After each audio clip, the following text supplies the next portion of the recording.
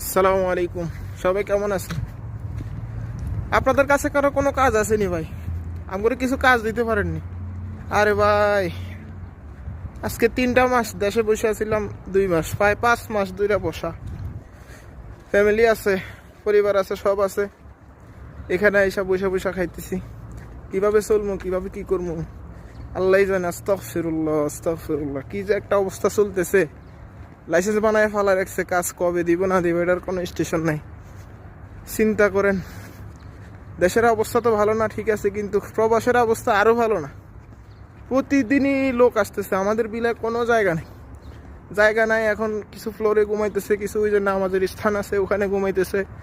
মানে কাজের কোনো সন্ধান নাই, হেরাই প্রতিদিনই লোক আইনা আইনা জড়ো করতেছে। সৌদি আরবের অবস্থা চলতেছে এটা, কারণ ওকে তো লোক আনতে তার ওকে ইনভেস্ট করা লাগে না, যার যার টাকা দিয়ে